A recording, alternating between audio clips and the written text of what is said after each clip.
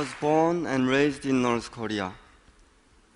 Although my family constantly struggled against poverty, I was always loved and cared for first, because I was the only son and the youngest of two in the family. But then the Great Famine began in 1994. I was 4 years old. My sister and I would go searching for firewood starting at 5 in the morning and come back after midnight. I would wander the streets searching for food, and I remember seeing a small child tied to a mother's back eating chips and wanting to steal them from him. Hunger is humiliation. Hunger is hopelessness. For a hungry child, politics and freedom are not even thought of. On my 9th birthday, my parents couldn't give me any food to eat. But even as a child, I could feel the heaviness in their hearts. Over 1 million North Koreans died of starvation in that time. And in 2003, when I was 13 years old, my father became one of them. I saw my father wither away and die. In the same year, my mother disappeared one day, and then my sister told me that she was going to China to earn money, but that she would return with money and food soon. Since we had never been separated, and I thought we would be together forever, so I didn't even give her a hug when she left. It was the biggest mistake I have ever made in my life. But again, I didn't know it was going to be a long goodbye.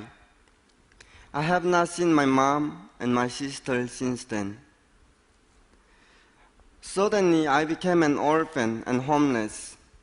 My daily life became very hard, but very simple. My goal was to find a dusty piece of bread in the trash, but that is no way to survive. I started to realize begging would not be the solution. So I started to steal from food carts in illegal markets. Sometimes I found small jobs in exchange for food. Once I even spent 2 months in the winter working in a coal mine, 33 meters underground, without any protections for up to 16 hours a day. I was not uncommon. Many other orphans survived this way, or worse. When I could not fall asleep from bitter colds or hunger pains, I hoped that the next morning my sister would come back to wake me up with my favorite food. That hope kept me alive. I don't mean big, grand hope. I mean the kind of hope that made me believe that the next trash can had bread, even though it usually didn't. But if I didn't believe it, I wouldn't even try, and then I would die. Hope kept me alive. Every day I told myself, no matter how hard things got, still I must live. After 3 years of waiting for my sister's return, I decided to go to China to look for her myself. I realized I couldn't survive much longer this way. I knew the journey would be risky, but I would be risking my life either ways. I could die of starvation like my father in North Korea, or at least I can try for a better life by escaping to China. I had learned that many people try to cross the border to China in the nighttime to avoid being seen. North Korean border guards often shoot and kill people trying to cross the border without permission. Chinese soldiers will catch and send back North Koreans where they face severe punishment. I decided to cross during the day. First, because I was still a kid and scared of the dark. Second, because I knew I was already taking a risk. And since not many people try to cross during the day, I thought I might be able to cross without being seen by anyone. I made it to China on February 15, 2006. I was 16 years old. I thought things in China would be easier since there was more food. I thought more people would help me, but it was harder than living in North Korea. Because I was not free, I was always worried about being caught and sent back. By a miracle, some months later, I met someone who was running an underground shelter for North Koreans and was allowed to live there and eat regular meals for the first time in many years. Later that year, an activist helped me escape China and go to the United States as a refugee. I went to America without knowing a word of English, yet my social worker told me that I had to go to high school. Even in North Korea, I was an F student. And I barely finished elementary school. And I remember I bored in school more than once a day. Textbooks and library were not my playground. My father tried very hard to motivate me into studying, but it didn't work. One point, my father gave up on me. He said, "You're not my son anymore." I was only 11 or 12, but it hurt me deeply. But nevertheless, my level of motivation still didn't change before he died.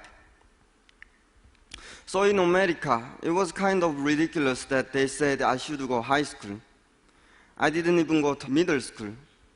I decided to go just because they told me to, without trying much. But one day I came home, and my foster mother had made chicken wings for the dinner. And during the dinner, I wanted to have one more wing, but I realized there were not enough for everyone, so I decided to against it. When I looked down at my plate, I saw the last chicken wing that my foster father had given me his. I was so happy. I looked at him sitting next to me. He just looked me back with very warmly, but said no word. Suddenly I remembered my biological father. My foster father's small act of love reminded me of my father, who would love to share his food with me when he was hungry, even if he was starving. I felt so suffocated that I had so much food in America, yet my father died of starvation. My only wish that night was to cook a meal for him. And that night, I also thought of what else I could do to honor him. And my answer was to promise to myself that I would study hard and get the best education in America to honor his sacrifice. I took school seriously, and for the first time ever in my life, I received an academic award for excellence and made Dean's List from the first semester in high school.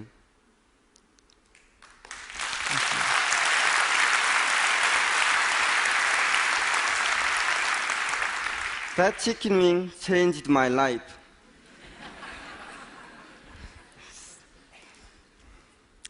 Hope is personal. Hope is something that no one can give to you. You have to choose to believe in hope. You have to make it yourself. In North Korea, I made it myself. Hope brought me to America. But in America, I didn't know what to do because I had this overwhelming freedom.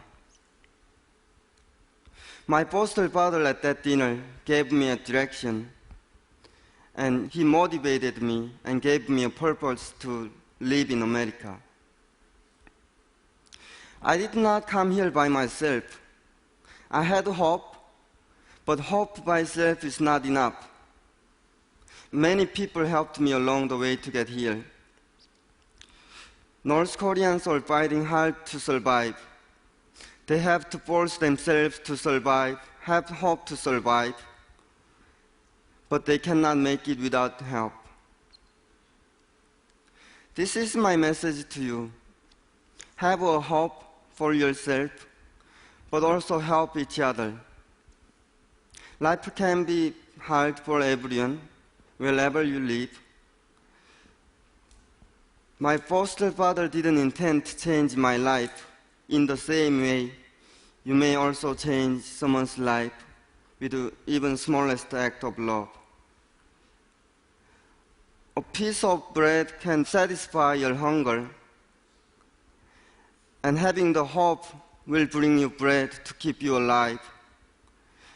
But I confidently believe that your act of love and caring can also save another Joseph's life and change thousands of other Josephs who are still having hope to survive. Thank you.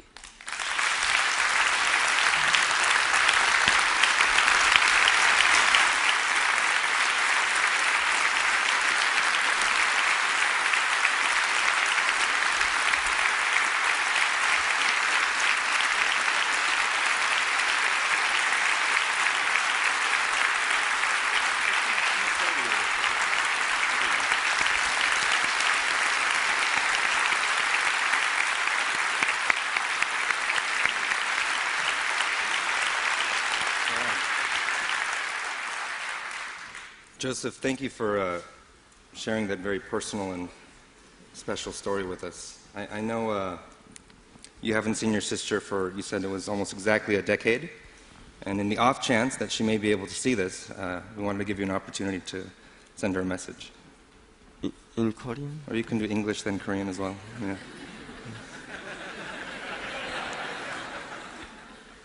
Okay, I'm not gonna make any longer in Korean because I don't think I can make it without tearing up.